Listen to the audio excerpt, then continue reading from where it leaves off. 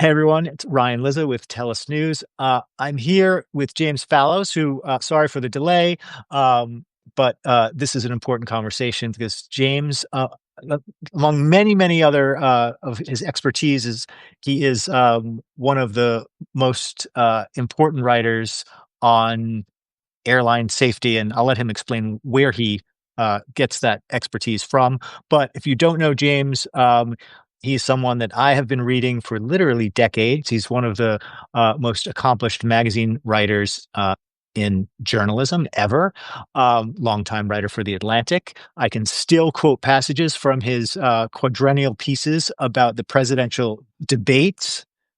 We could talk about that later if you want, James, but I always loved those pieces. And James, for many years, also wrote a lot about tech. He was, I remember you reading you in the New York Times, James, when you told me how much RAM I should get for my computer, and you had one of the best, most like user friendly tech columns in journalism, and also wrote among other books, a very prescient book in 1997 called Breaking the News, How the Media Undermine American Democracy. Book becomes more prescient all the time. And that is also the name of James Fallows's Substack, Breaking the News. So please subscribe to that. James was one of the people I reached out to figure out if this whole Substack thing was worth plunging into, and he was very encouraging. So thank you for that, James. And now explain to everyone why you are the guy to tell us about whether we should get on a plane this weekend or not. I will do so. Most magazine writers, I would not get in a plane with most journalists if they were piloting my plane. But So that's very nice, Ryan. Thank you so much for having me here. Congrats on what you're doing on Substack. I think it's really been refreshing and great and informative for everybody, and also expanding the possibilities of this medium. I'll apologize to all of the listening audience. The tech screw up was on my end. It involved partly the selection of a new pope, which my wife's sister lives right next to the Vatican. I was doing some stuff about that, and then getting the connections set up here. But I'm glad to join you. And also, one other logistics matter. I will call you Ryan and Ryan. You can refer to my writing as James and my essence as Jim. So, Jim, sorry, that's right. I could be right. Okay. Jim from here on too. Everyone calls you Jim. Yeah. So all my life I've been interested in aviation. When I was a Boy Scout in Southern California, I used to go out to the then Norton Air Force Base and be part of the Boy Scout aerial explorers. And when I worked for Jimmy Carter back at the dawn of time, I would sometimes get to ride up in the cockpit of his Peanut One plane, and even once on Air Force One. And so finally, about 30 years ago, in the cockpit on Air Force One? Yes, there was one time when it was, and the reason for that is there's a view of the world you have in the front of a plane going in that's just different from what you see out the side. Out the side is sort of looking at the corridor in a Holiday Inn or something. You can't see very much, but in the front of the plane, it's like you're swimming into the sky, and you're swimming into. I never thought of that. So it's really fascinating. I think it's why. It's one of the things that people who fly planes enjoy about it, just the unique view of the world. So about 30 years ago, back in the 90s, I finally was able to get my certificate as a flyer. We bought a plane 25 years ago, one of the very first models of the Cirrus airplane that came out of the market, unique because it has a parachute for the entire plane. If something happens to you and you're going to crash, there's a little red handle on the ceiling of the plane you pull, and the parachute comes down. The plane comes down like a balsa wood airplane, under a parachute. Where does it deploy from? The back, the top, the front? Yes. Well, good question. This is the plane is about the size of like an Audi or something. It's 4 seats inside, and there's a little back hatch, like behind the rear window, where there's a rocket-propelled parachute. You pull this handle, it trips a trigger. The parachute shoots off into the sky, and then the plane, after 3 or 4 seconds of orienting itself, comes down in a 3-point landing. So in the 25 years these have existed, everybody who's done it within specs, that is, like not just before you hit the ground, has been able to survive. Really? And is the plane generally totaled, or not necessarily? So not necessarily. And I'll just tell you the first time this happened. So this plane had been on the market for a year or two in the early 2000s, and nobody had pulled the parachute. Then maybe in 2002, a guy in Dallas, I think, was having his plane maintained. And that's when Actually, the most dangerous flight in a small plane is right after maintenance because they've messed with the thing. And usually you want to get the repair mechanic to be with you on that first flight or maybe take it around the pattern They're themselves. they're heavily incentivized to get it right. Yes, exactly. Skin in the game. And so this guy in Addison, Texas, I believe, he took off by himself after maintenance. He got up about 1,000 feet and the aileron, one of the ailerons fell off the plane. This What? is Wait, bad. So the what's an aileron, aileron? Yeah, okay, these are the wings. Imagine these are my wings. And the things that make the wings tilt up and down, that's how the plane steers. And there are little flaps at sort of the rear of these planes that go up or down and make the plane steer. And an aileron falling off is equivalent to your steering wheel falling off if you're driving along Big Sur. It got just it. Okay. is, you I, can't I control I the never knew plane. it was called an aileron, but I have a very this a memory. Well, the first time I ever flew a plane, one of my siblings who had flown before, we were sitting next to the window, said, "If that little flap bends at any time, that means the plane is crashing, and you just let me know." So That could have as been we for came in, effect. as we came in, I Yeah. started seeing it bend, and Yes. anyway, that Well, was the practical joke. So that's how I remember what those are. so here's a point of art. There are two parts of a wing that can go down. I'm going to bring my arm out for further effect here. So the parts that are closest to the tip of the wing are the ailerons, and they kind of bend up and down. That steers the plane. It gives one wing or the other more lift. So the right wing has more lift, and the plane goes right. Then there are inboard, like by your armpit to your elbow, there are things called flaps. And those are Right. things Okay. that come down before you land, and they allow the plane to sort of go more slowly and still stay in the air. So Yeah. it's Okay. So it like was the flaps. It was the flaps. yes, the Yeah. Okay. flaps that were coming down, they kind of Yeah. make a noise, especially on Airbuses. They I'm make a big noise when they come down. So you saw flaps. Outboard of them are the ailerons, and aileron fell off. This plane was going to crash. He pulled the parachute, came down on a golf course amid a foursome, wow.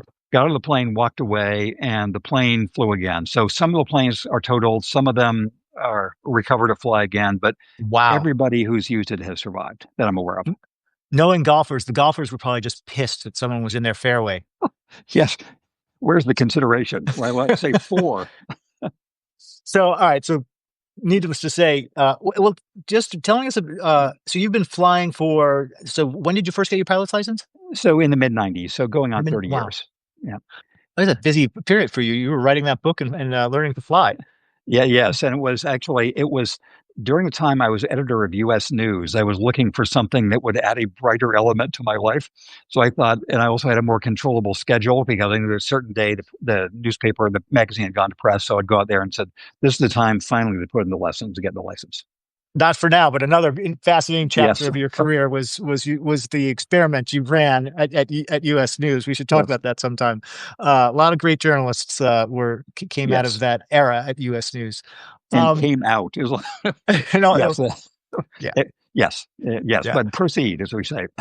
Yes. So, the so what's the closest you've ever had to?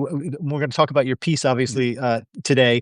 Um, what's the closest you've ever had to a mishap, to something that's serious, Jim?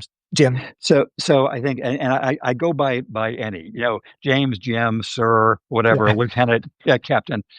So it's a point I'd make is that for people who fly airlines, as we'll get to in a minute, being on an airliner is the safest thing you can do in your life. It's more dangerous to be lying in bed. It's more dangerous to eat a tomato than it is to be on a modern airliner because they've been so phenomenally safe. Small airplanes are a different thing. They are like mountain climbing or like extreme skiing or something. They're a matter of calculated risk. And pilots tell themselves, as I've told myself, it's different from driving a car at 120 miles an hour because most of the risk is within your control. You tell yourself it's mainly about the flights you don't take. Hmm. JFK Jr. being the tragic example of this, a flight that should never have happened. And so there are of the about 2,000 hours I've spent as a pilot and the 2,200 or so landings I've made over that time. There was one takeoff that I still don't like to think about, which was in Vermont on a grass field after a rainy day with trees at the far end of the runway. And grass fields are slow to accelerate on, and grass fields after a rainstorm, as I now know, are a lot slower to accelerate on. And trees at the end of the runway add an element of intensity to the experience. So that we got above the trees, and I thought, well, I haven't landed on a grass runway again since then. There's another time over upstate New York where before there was good radar detection of where actual thunderstorms were, that we sort of got closer to a thunderstorm than we liked. But those are the two episodes that I remember. And they say you put them in you draw out your luck bucket and put it in the experience bucket. And you hope that you get more things in the experience bucket before you run out of the luck bucket. It reminds me, one of the things in your piece today, Jim, is the mention of the countless sayings and cliches that pilots learn. And this was down in a footnote, but I thought this was such a good quote from a World War I British aviator named Alfred Gimler Lamplugh. How do you spell that? How do you say the last name? I've never said it. I've only seen it. Lamplugh? Lug? Yeah, Lamplow, whatever. That guy. Lamplugh. We got to look that up. All right. Aviation in itself is not inherently dangerous, but to an even greater degree than the sea, it is terribly unforgiving of any carelessness, incapacity, or neglect. The margin for error is very small. Yes. And there's a spectrum here. There are people who, there are stories, of people who did everything right, were as capable as they could possibly be.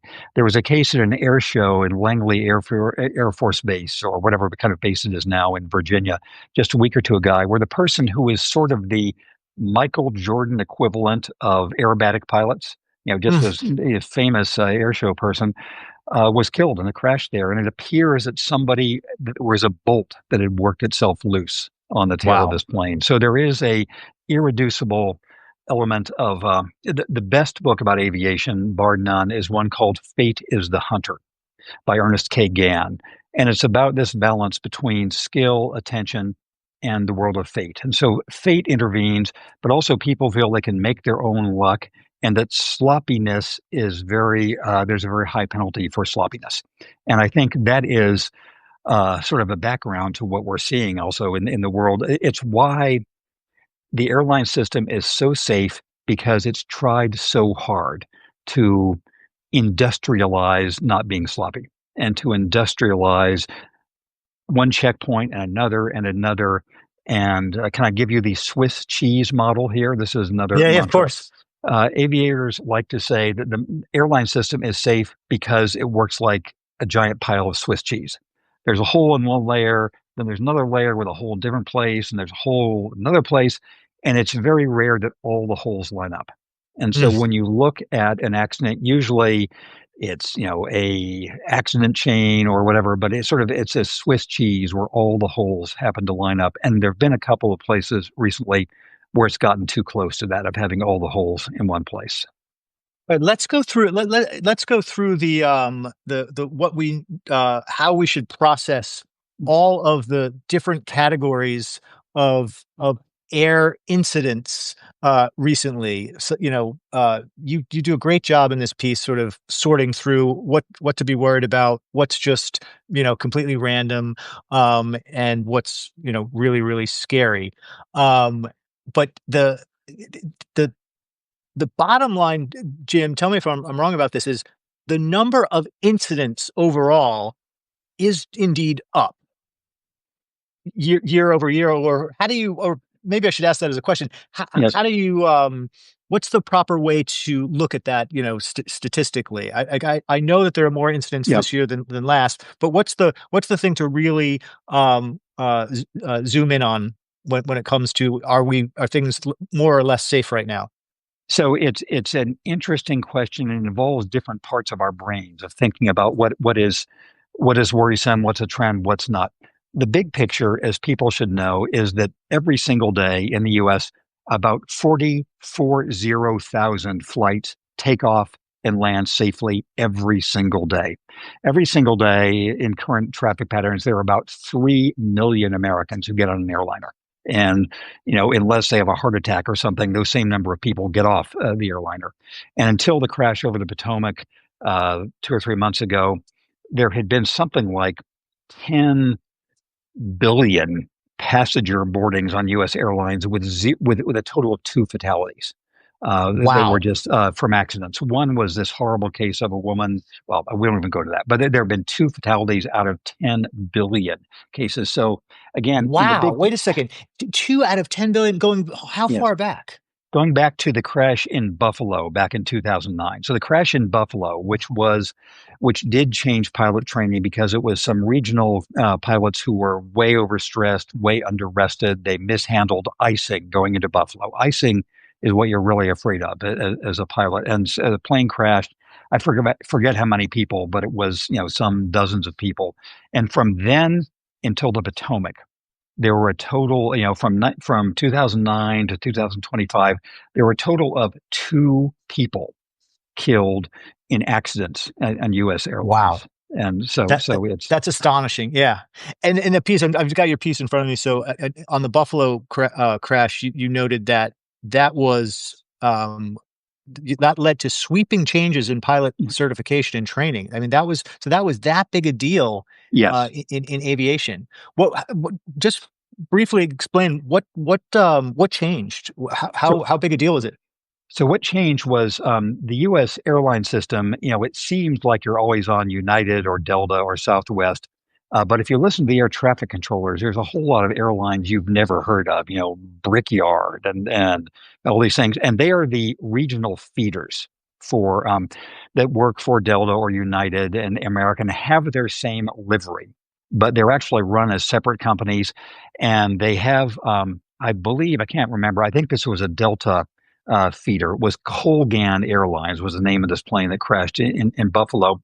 And Yeah. in those Yeah. days, the standards for regional planes were laxer in terms of training hours, which is a sort of it tells you only so much about a pilot's experience because in wartime, for example, in World War II, they were sending combat pilots up with 100 hours of training or whatever. So it's but there were lower standards than for the major trunk airlines, but also the rest and scheduling standards were Hmm. different. And so you had people who would get into Erie, Pennsylvania at 2 a.m.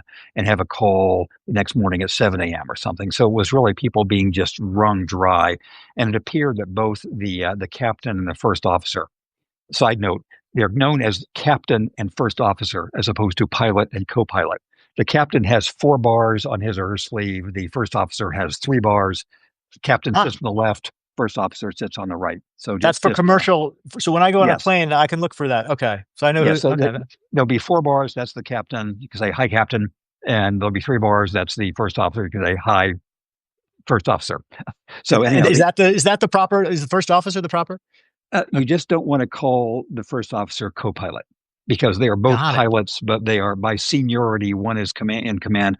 Often, if you listen to some aviation tapes, sometimes there'll be the pilot flying and the pilot on the radio or whatever. They divide their duties, and they often divide the landings.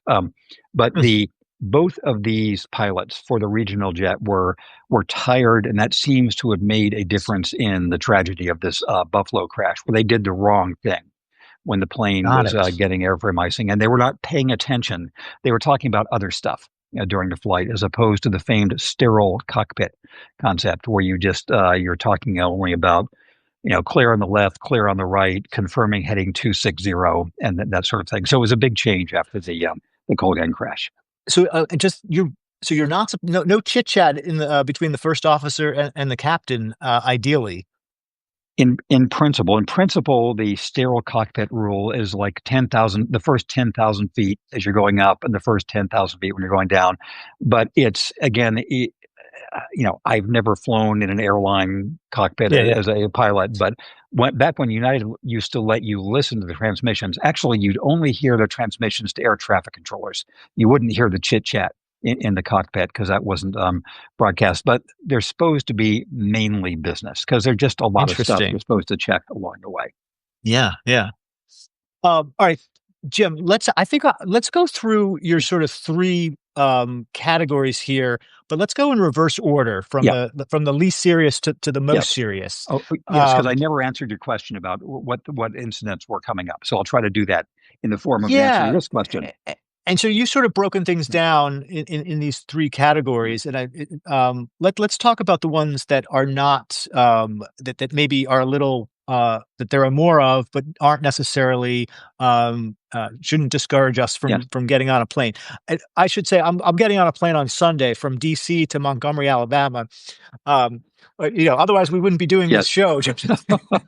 No, I'm And I kidding. assume, and you that'll be straight because the Air War College is there, thus they have a direct flight.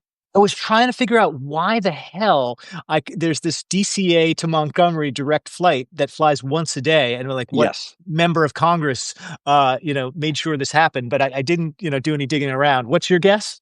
I am sure it's because the Air Force's Air War College is there, like the equivalent of the Navy's in Rhode Island or whatever. That is Got why it. that flight exists. Just like there's a Yeah, daily flight DCA to Dayton because there's a huge Air Force base that right Patterson airfield is there. So that got it. it's Montgomery is an interesting place. So actually, can I start in the middle about something that frightens people Yeah, of and course. shouldn't? So that you Yes, of course. came to go arounds. So Yes, yeah, yeah. Let's talk about the go arounds. That's number two on your list here. yes. But and that for people who don't know any have any of this knowledge, the go arounds are scary, and when there's more of them, we all think like something bad is happening here. So have you been in a go around as a passenger, Ryan, that So you're aware of? DCA, yeah, at DCA, yes, And yeah, so what it means is it is startling when you're a passenger because you're sitting there, the plane's pretty low, you can see little houses out the windows, you're looking at your phone, which is back in connection, you're strapped in, et cetera, and the plane's coming down. And remind me later to tell you what this gesture means in the aviation world. So the plane is coming down, and then all of a sudden, you're going back up in the sky. You can hear the engines come on. yeah. You might see, if you're attentive, the flap setting might change as you're going from landing to a climb. You'll be pushed back against the seat. You'll think, "What the goddamn hell has just happened?" We are going away from the ground. We're not going back towards the ground. If it's a clear day, the little cars and houses you've been looking at will get smaller. If it's the clouds, you might still be in the clouds. You could go Mm, back up into the clouds. And the reason that has happened is known in the piloting world as a go around. Is when a plane is about to land, and for one reason or another, it either decides itself, the pilots, or is told by the controller that it should go back up to a reasonable altitude, 1,000 or 2 feet, circle around, and do it again. For little planes like the ones I've flown, that's mainly because the pilot says there's something wrong. I'm too mm, high. I'm not on the right angle. There's suddenly a deer on the runway. There's a flock of birds. Blah blah blah. And so you just go around. You make a call saying go around, or there's another plane that might be just on the runway sitting in front of you, and there's not enough room. For airlines, it's mainly because of some kind of traffic issue, or these incidents that were publicized just last week at DCA, where a military helicopter seemed to be drifting too close to the approach path for that main runway at yeah, DCA, and that's 3 months after this enormous catastrophe at DCA. So an alert controller at the DCA tower. Um, told first one incoming airliner, maybe Southwest. I don't know. There are two airliners from different. Told first one to go around, and then the other. And you'll hear on the tapes, which I include in my piece, the very calm. This controller, she says, Southwest, blah blah blah.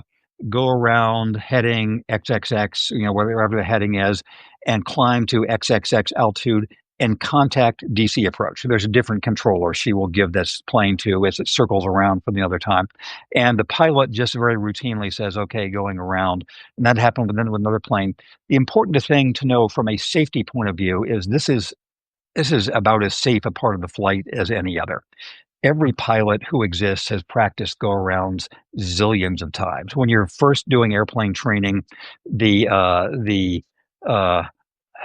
the instructor, meaning to be entertaining and droll, will say, "Oh, there's a bus full of nuns on the runway as you're about to land," or there's a cow on the runway," and just tell you, "Okay, go around." And airliners, it's part of their procedure. It can be a little bit dangerous in a small plane. It is statistically, to the best of my knowledge, infallibly safe for airliners. So it's just the plane going back up to a couple thousand feet, circling around. The landing patterns at airports are laid out sort of like rectangles. The one when you're heading towards the landing, that's called final, having implications you don't really want, but you're on final approach, but it's final. Then there's, upwind, which is when you're taking off.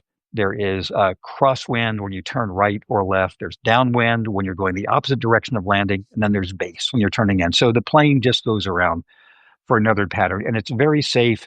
And I think that pilots, they're annoyed when this happens because it's delay and it's cost and people might miss connections, but it is no danger factor at all. So when that happens to you, you can say, "Oh, look, that little flap on the side of the wing went down. I think it means we're safe," or whatever. Is it So, are they on the rise for any reason, or are we just oh, noticing them so, because so yeah. uh, yes. So again, thank you for bringing me back to the actual questions you're asking. So I No, think this is yeah, this is great. You're yeah, got it. they have been on the rise as a possible symptom of what is generally felt to be a real point of strain, a possible hole in the Swiss cheese, in the pile of Swiss cheese, in the aviation system in general, which is too much pressure on the one scarce resource in aviation, which is runway space. Mm. When you're in the sky is enormous. Runways are small and finite, and a certain number of planes are trying to get there at the same time. And modern air traffic controllers at DCA, at O'Hare, at LaGuardia, at LAX, they are skilled for keeping things moving. And they know there's a legal distance. They have to keep a plane on the runway separated from the one that's just coming in. But they are professionals because they can cut it so professionally thin that they will have one plane being away from the ground just as at the instant the other one is the legal distance behind it and touching down. That's why modern air travel works so efficiently in the U.S. That's why you can have 50 planes taking off at 5 o'clock from O'Hare. But there are signs, but that requires everything to work perfectly, to have things go so smoothly and so safely. And there have been a number of episodes over the last year or two of the system seeming to fray. Either a controller, a ground controller, they're the ones who tell the plane taxi around from this gate to this runway, losing track of who is where, or having a plane cross an active runway. That hasn't led to a crash yet, but there was one very close call we'll come back to in a minute. So ground controllers may be losing track of where the planes are. Pilots have been losing track sometimes. There was a case in Boston a year or two ago where I think it was a JetBlue pilot, I can't remember for sure, who took off without clearance, when they were into the path of another plane that was landing. That plane had to go around. Wow. Nobody was hurt, but it was a bad thing. There was a case at JFK Airport a year or two ago where a big transatlantic plane took the wrong taxiways from his instruction, again, crossed an active runway, which could have been very Wow. bad. So the idea is that the whole system is too strained. There are too many planes competing for too few runways with too few controllers under too much stress with too little margin for error. And the time, just to wrap this up, where that seemed closest to come to tragic results was in Austin, Texas, let's say 2 years ago, but something in that category, where it was early in the morning. I believe it might still have been pre-dawn. There was a Southwest plane that was on the runway and said, ready for takeoff. And a controller expects a plane to get going pretty soon after that. There was I believe, a FedEx plane, either FedEx or UPS, that was about 3 or 4 miles, couple miles out for landing on that same runway. And that crew kept saying, we're inbound, we're 3 miles out, blah, blah, blah. And the Southwest plane just sat there and sat there and sat there as the freight plane came in. And at the last minute, the crew of this UPS or FedEx plane pulled themselves off, going around Wow. themselves and avoiding what could have been just this disastrous two-plane collision on the runway, one of which was a passenger plane.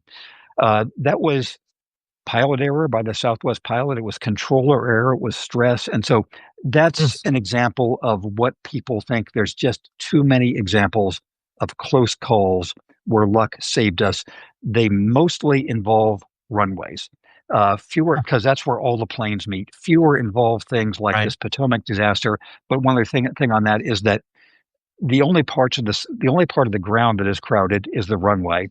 The only part of the sky that is crowded is the immediate approach to a big airport.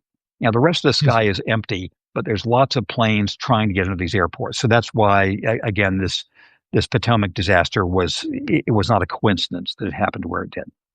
Got it. Okay, that's right. And so, and all so far, what the crowding that you're describing and some of these problems, this is all pre-Trump. These are issues that have been building. Yes.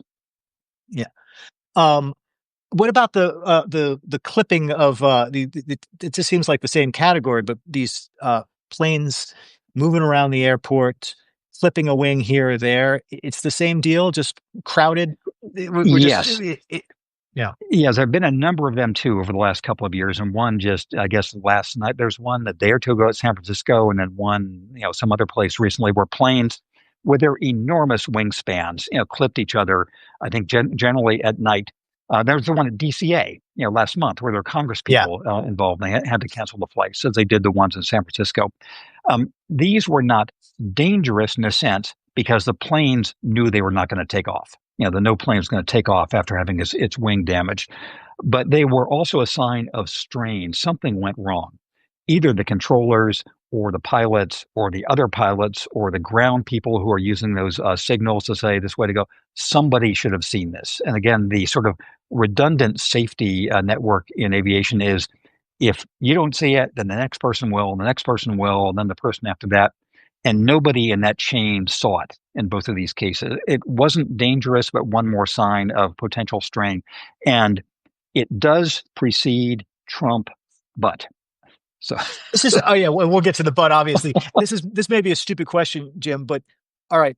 Is it the pilot's fault if he clips someone else? Like if I'm in the front of that plane, and I think you talk about this in your piece, I probably don't have a way, especially at night, to know for sure if my wing is about to hit something. You're guided by other people on the ground or things you're follow or markers you're following, or should the pilot always know exactly where the wingspan is and whether they're going to hit something or not?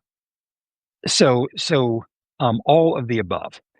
So again, the only planes I've ever been in the cockpit, I've sat, flown myself, had a wingspan of like 40 feet. And so sitting in a cockpit, I could look 20 feet on one side or the other, and I could have a pretty good idea of where the wingtips were in this plane. But there was one time where, fortunately, nothing bad happened. There was one of those little orange plastic cones on a runway someplace that I knocked over. It didn't do anything, but that was that was because I couldn't really see. I was not aware enough. For big planes, everything about an airport's layout is supposed to be not idiot proof, but at least designed for everybody to understand what's going on. Hmm. When you taxi onto a runway before takeoff, you will always, always, always see a pair of numbers on there. Let's say those numbers are 27 and 09. The numbers will always be separated by 18, always. It'll be 06 and 24 because those are telling you the same runway has two different names depending which direction you're going. If you're landing due east on a runway, a heading of 090, that is runway 09. That same runway headed due west is runway 27 because it's a heading of 270. Those numbers you'll always see on a red plaque before you turn on the runway will say 27 on one side and 09 on the other. And the pilot will turn to one way or the other depending which runway he's heading for. Similarly, you will see these, depending on the airport, these big fat lines, usually white or yellow or some other color. And the plane is supposed to say if our wheel is on that center line, then we know that is where we can go. And so when planes are taxiing, if they stay on the center line, that's designed to be clearance for their wings. And there are different taxiways for different sizes of planes and how many you can do in one at the same time, depending if it's all huge planes or if it's smaller planes. When planes are coming into the gate, sometimes they'll be towed by somebody who will tow them in or Yeah. back them around. Often there'll be these guys, the light signal guys, and there, if you watch, you can't really see them from the passenger side, but if you do, when they're holding, the it sort of tells you which side you need to go. You need to turn right, you turn left, you need to stop, etc. So they're responsible for getting the plane in there. So in principle, following the rules should have kept these planes from hitting one another, and Flipping. somehow it didn't. There's a lot of great comments and questions in the chat that I'm seeing speed by. Clearly, a lot of Jim Fallows readers, because some of them are very technical about about uh, about I aviation. I So imagine they are correcting me. I defer. no, I'm no, saying no, things no. imprecisely. So, No, people love this stuff. But someone mentioned I think what they were getting at is the increase, if there is an increase in private planes, and has that does that contribute to these problems that we're discussing, or not necessarily? um, I think it's a factor. I don't know, and so by private planes, we're not talking about little propeller planes like mine. We're talking about corporate jets. Exactly. Because That's what this person was asking about. They were yes, talking about yeah, VIPs. Yeah. and so it's worth knowing by the numbers. There are something like 5,000 landing spaces in the U.S. where airplanes can land. Only about 900 of them have control towers, or some hundreds, and most of them are so-called Wow. uncontrolled towers, where it's just like CB radio, say 5 miles to the west, landing on runway 26, etc. So there's a difference between and most airplanes by number in the U.S. are crop dusters and little propeller planes and all that. So the congestion that seems to be worrisome involves airlines at peak airports at peak times. And my impression is that's mainly an airline phenomenon. Corporate jets, I don't know the number of corporate jets. There's some large number of them. A saving grace for them is that often they will land someplace else. They'll Mm. land at Leesburg Airport rather than Dulles. Right. They'll Right. land at Right. Van Right. Nuys, not LAX. There's usually someplace else that they will land. They'll land at Boeing Field in Seattle and not at SeaTac. And so Yeah. corporate jets probably add to the burden, but I think it's mainly lots of airlines going the same places at the same times with smaller and smaller margins. That's my guess. Got it. All right. Is there anything else before we get to Newark and really dig into to Newark and Trump administration? Is there anything else that we didn't cover in this sort of other two buckets that you address in Um, the piece? Now, there's a feeling safe about go-arounds, viewing the sort of wingtip strikes as signs of strain, although not dangerous. And then we come to the thing that people are actually worried about, which is connected to these other two, but is the episode that's gotten people's attention, which is Oh, Newark. wait. And now Kat, who is a very loyal reader and commenter, said that actually what she was talking about is the military VIP helicopters in the DC Uh, area that seem to be involved in a lot of these near misses. So I misunderstood her yes. Oh, question. thank you for that specification. Yes, that's a particular problem in DC. I think I have as a link in this latest post a the chart of helicopter routes around DC. So I personally, when I was learning to fly, I could often fly down the Potomac, near National Airport, up the Anacostia. There's certain areas that you can never fly, like right over the White House. Although J.D. Vance's plane did that by mistake, a while ago during the campaign. So there are Huh. places you simply cannot fly. But back in the olden days, D.C. was sort of like other big cities. You could fly over it if you talk to the air traffic controllers.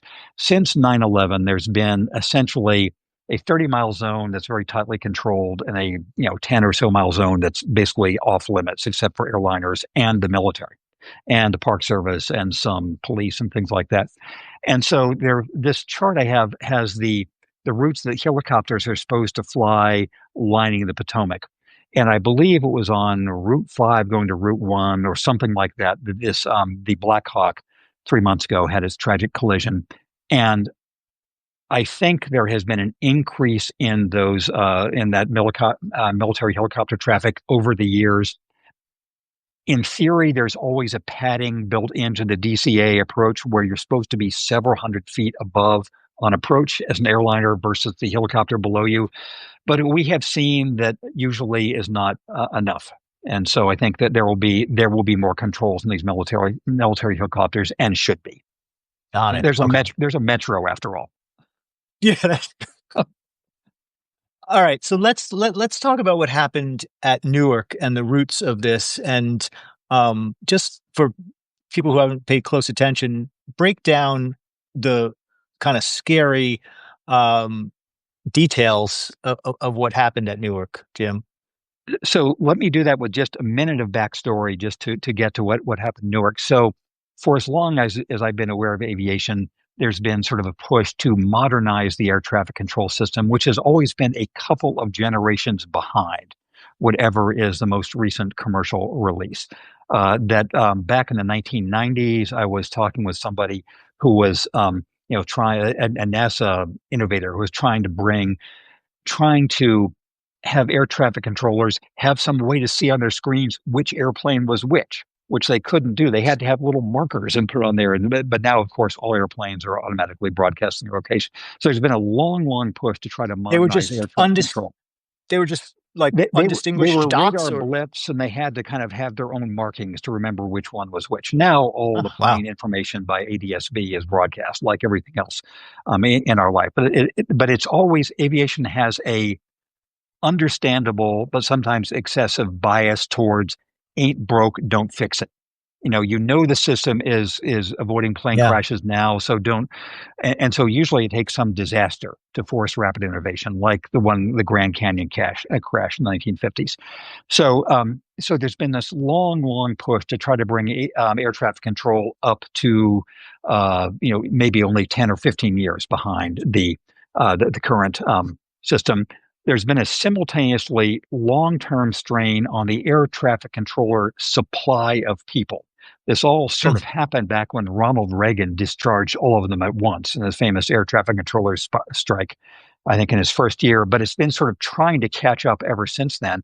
And with so many new ones hired in the 1980s and then retiring en masse, it's been sort of a catch up since then. So there's always been pressure on air traffic controllers, always pressure on the technology. And maybe 4 or 5 years ago, the FAA began some process to move a lot of the control tower functions handling the Newark area in New Jersey to Philadelphia, and to have people not sitting in control towers, but in some building in Philadelphia, connected by wires to the New Jersey air traffic control space, including Newark. That's been undergoing for a while. Lots of people have warned that this was a fraught process. It would take a very, very long time to have it be as reliable. It was on sort of shaky old telephone wire type controls. And so if something went wrong, what would happen then? And there was an article, I think, in the Air Current magazine last year saying, boy, if there were a radar failure in Newark with people in Philadelphia, that could be really bad.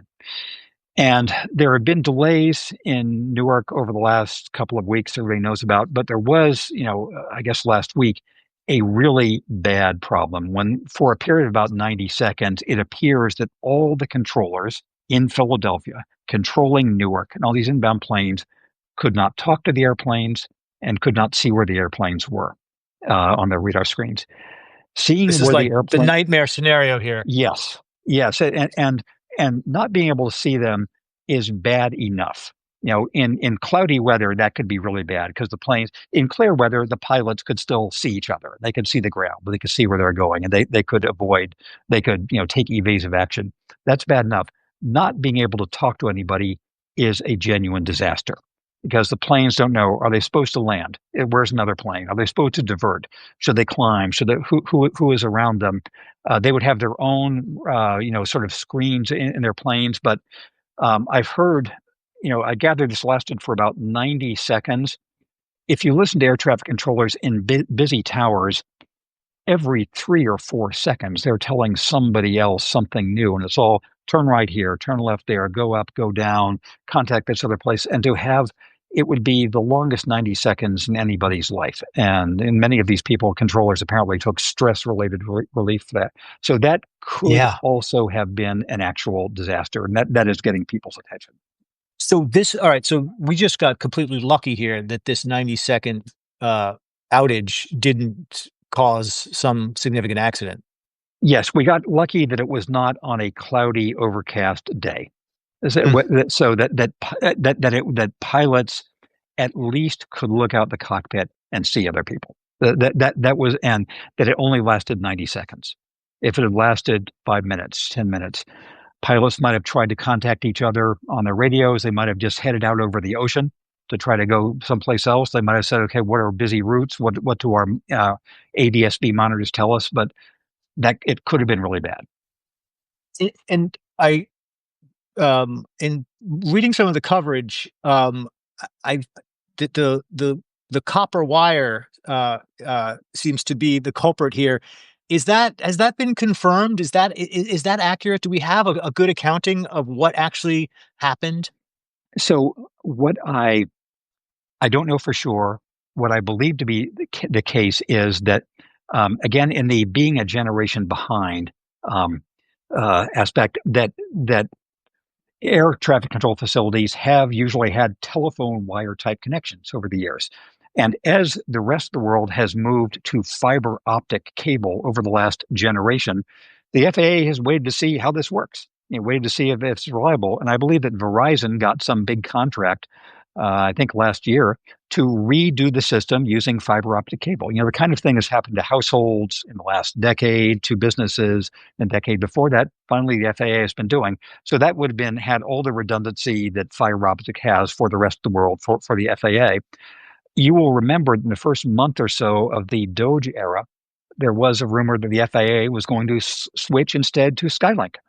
That would be the way Yes. they leapfrog technology. So, Right. but So, I right, like so many things with Doge and some of these, like, what seem like, things that just can't be true, just seem like they have to be some wild conspiracy theory that, Elon Musk can't actually be doing exactly what you would think a like crazy billionaire would be doing if he had, just the run of the place. But what happened? I mean, we kind of lost the thread on that. Yes. So there's another backstory which is delicate to talk about, but is for real. Of the obstacles where the people who are driven crazy by DEI are most driven crazy by it, it's DEI in the aviation world. Um, I know for sure, I know firsthand that, or first and a half hand, that in the quick aftermath of the tragedy at DCA in January, people from the administration were asking aviation authorities not are they safe, can they be rescued, but what was the gender and the race Mm. of the people in the control tower and the people in the cockpits. And there's been this meme in the aviation world that when there's trouble, it's DEI people who are giving us this trouble. It's women pilots, it's DEI black pilots, it's Latino pilots, and the same DEI emphasis that has been applied to universities and to everybody else has been applied to early on in the first sort of proclamations of Trump and Musk and Sean Duffy, making sure that our air traffic system doesn't have the risks that come with DEI, and that has been one more factor because the aerospace system, very much like the military, which is connected to in many ways, has been intentionally trying to open itself to opportunity of all kinds. That's been a particular source of supply pressure on the Mm. controller and also pilot population of saying, well, can't have any DEI here. There are other arguments in the backstory of this that some of your listeners and viewers know about, which I'm not going to even get into. But DEI has been just like the military under former Joint Chiefs Chairman Sika Brown, just like universities, has been a focus of DEI intensity by the administration, and that has had an effect on the supply and training of controllers, I contend. Interesting. And that, of course, Trump publicly said, he said that, in Yeah. his usual way, right after the accident. Um, what's the so this issue of upgrading the system Yeah. obviously is longstanding, but then it suddenly collides with mass firings, people being pushed out of the government, um, uh, Elon Musk doging his way through things. What do we know about how that is impacting the system generally, and if we know anything specifically about what happened in Newark or any of these other um, accidents that we've been discussing? So what I know about this is mainly context as opposed to just, recent days on hand. But again, the context is for a long time, we've had this technological strain of trying to get the air traffic control up to snuff. For a very long time, we've had this imbalance. There are only so many or only so many runways, and all the airlines want to land there at the same time. We've had this pressure of more and more air traffic as people have recovered from the pandemic. And we've had, for air traffic controllers in particular, this long-term supply pressure, which has meant to this just disjointed schedules, are working again 10 hours, mandatory 60-hour weeks, disrupted sleep, and all the rest. All those things are chronic. And we've had then, and for the first couple of months of this administration, um, just extra stress and blame. There's several advisory boards, safety advisory boards that were disbanded, as by these first executive boards. I think even in his first day, Trump disbanded. Wait, all right. I'm coming. I will admit I'm coming to this issue Yes. a little bit fresh. I don't I don't follow this stuff closely except when I read you. There have been airline safety boards that were the Yes. subject of early Trump executive orders that have been disbanded. Yes. So That sounds really bad. So this, I think it was in the first day. It was certainly in the first week. There was a board that met regularly, whose cardinal virtue on this day of a new pope, whose signal virtue was that it combined everybody with a stake in the business. It had airline officials, it had airline pilots officials, it had people from the maintenance world, it had people from the air traffic controllers world, it had meteorologists, it had, like six different other constituencies, and they regularly gathered, quarterly or whatever, to say, here are the points of strain we see. Here's what we can do, blah, blah, blah. Here's our forecast. And that again emphasizes what it is about the system that has made it uniquely safe. 10 billion passenger flights with two casualties, because everybody is there in one place. Trump went out of his way to disband that with one of those first idiotic executive orders. Is There's there, another do we, one. what's the back? Is there any, like, I mean, usually there's some backstory with these executive orders.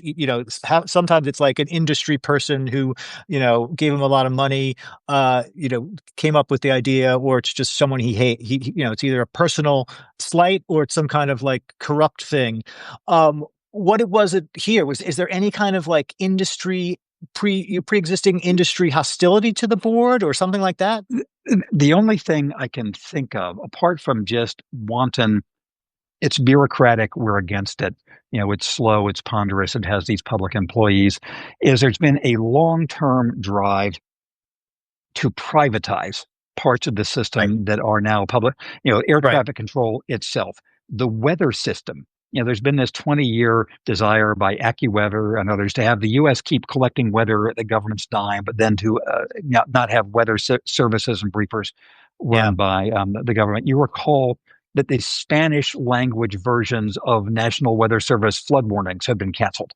Um, so it's just so I think it the main thing I can think of is a privatization drive, and maybe, and also the fact this may have been the same time that Musk was pushing his Starlink to replace ATC and Verizon. So I don't know. It seemed to be just wantonly hitting the Pieta with a hammer, using another Vatican reference, but it's I don't know. It's I don't know a real backstory.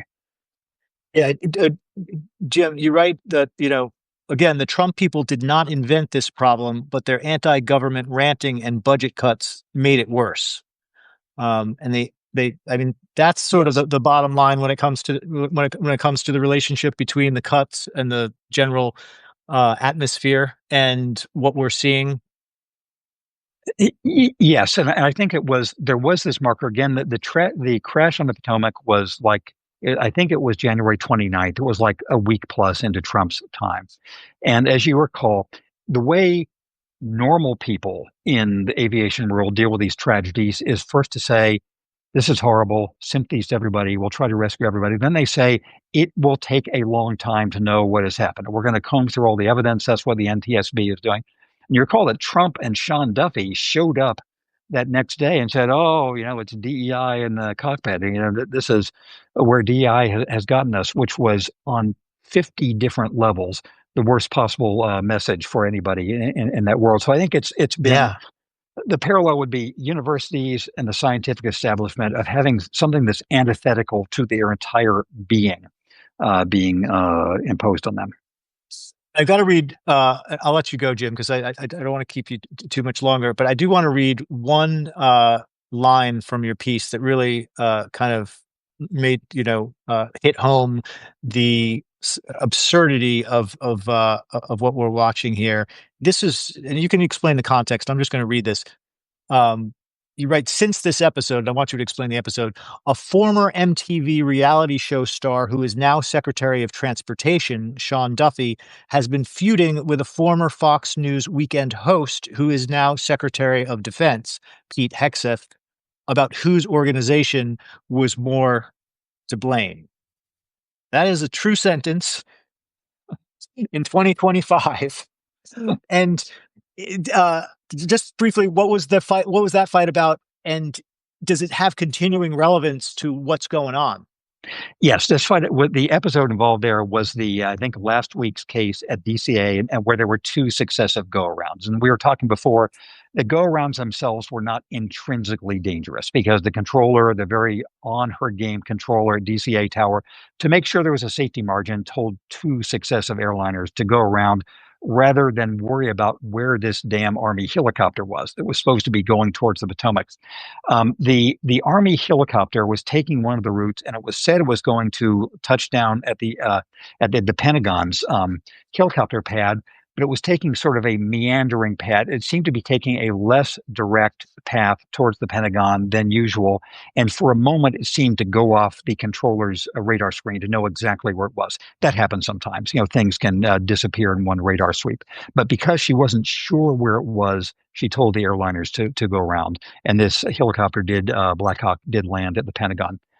Sean Duffy, his people apparently put out some announcement saying, "Oh, the helicopter was taking the scenic route to the Pentagon, and it's all the Pentagon's fault."